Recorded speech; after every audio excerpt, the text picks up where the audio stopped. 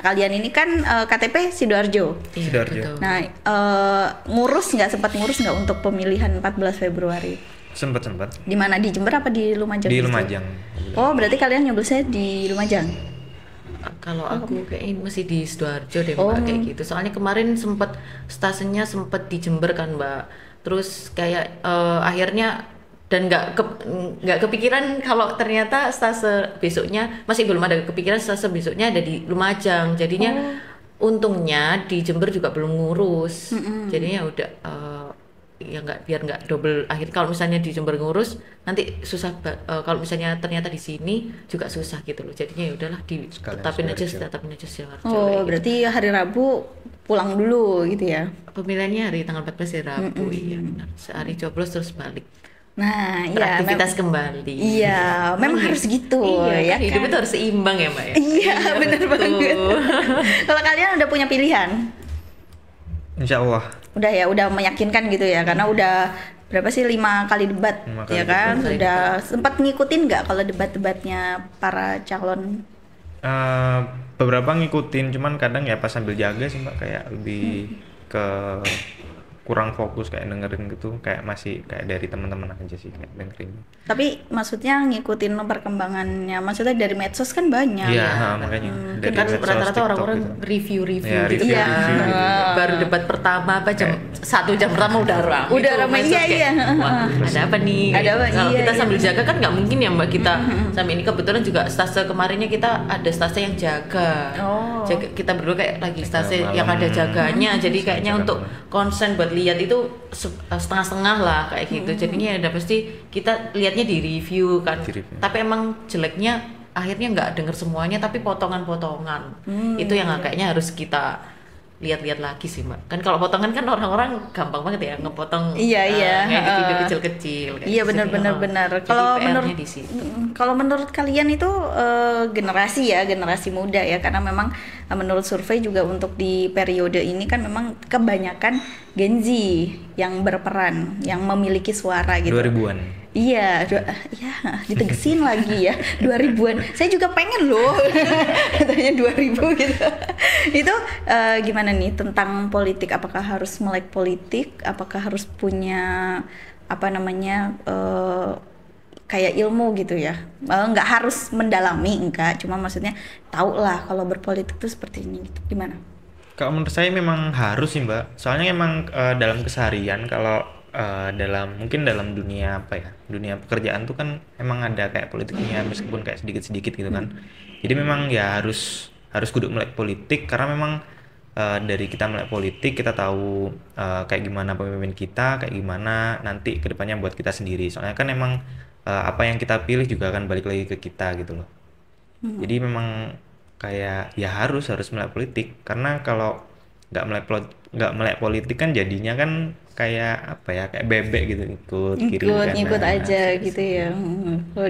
Iya sih Mbak, kayaknya kalau politik itu harus tahu sih Mbak, setidaknya lah mengikuti perkembangan kayak setiap debat itu apa sih kayak gitu, apa yang mereka bahasan, apa yang mau mereka tuju. Lebih tepatnya kalau misal untuk debat terakhir lebih ke konsen ke kesehatan. Itu kan juga itu agak ini ya relate ternyata sama kita, jadinya kan kita jauh lebih tertarik. Kayak misal kemarin itu emang kita mengikuti, cuman oh ya udah kesini konsennya kesini ke sosial kayak gini. Cuman kalau karena kemarin pas kesehatan bidangnya kita juga di situ, jadinya mungkin kita lebih fokus kayak gitu. Jadinya udah tahu mungkin ada beberapa part yang cocok di sini nggak cocok di sini kan pasti ada kayak gitunya kan Mbak. Jadinya mikir 2 kali, harus mikir sih Mbak kayak gitu.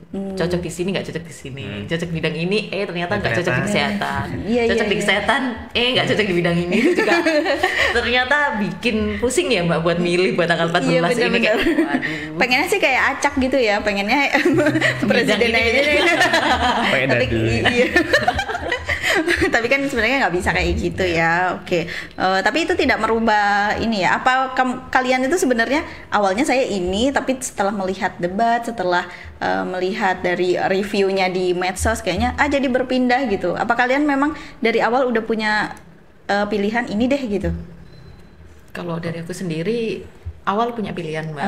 Ternyata kalau waktu lihat debatnya kayak Oh, Kayaknya masih mikir lagi. masih gitu? mikir. Dan aku juga tipe yang suka lihat background kemarin-kemarinnya gitu sih Mbak. Jadinya lebih searching kan kayak riwayat sebelumnya tuh gimana kayak gitu. Terus kayaknya kalau riwayat sebelumnya tuh kayak gini, misal baik buruknya terus relate nggak kalau misalnya diterapin di yang kita sekarang di 2024 kayak gitu buat seterusnya kan kayak kan nggak bisa ya Mbak ya dihubungin masa lalu yang dulunya riwayat dulunya ngapain terus harus diadaptasi di kita itu juga agak sulit. Jadinya kayaknya itu yang bikin mikir lagi sih Mbak selain apa namanya waktu debatnya kayak gitu-gitu, konsen ke debatnya.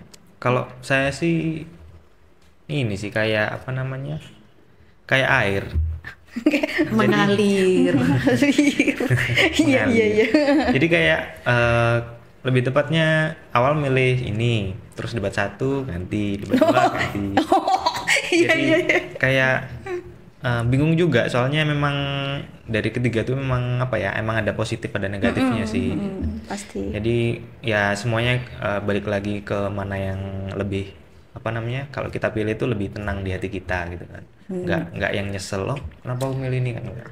Kayak meskipun milih apapun kan tetap Indonesia satu gitu kan. Jadi tetap apapun ya di Iya benar. Indonesia satu betul. Iya benar. Benar. Oke, pemimpin yang kalian impikan pengennya seperti apa? Seperti apa ya? Ya pemimpin yang bisa memahami bawahannya, bisa memahami rakyatnya, bisa mengayomi dan yang penting pemimpin yang bukan pemimpin yang egois sih. Kalau dari saya gitu. Jadi bukan yang otoriter, jadi lebih ke ya memahami lah bawahannya itu kayak gimana, terus lebih dilihat dalam semua bidang itu seperti apa, karena kan memang dari semua bidang itu pasti ada keluhan.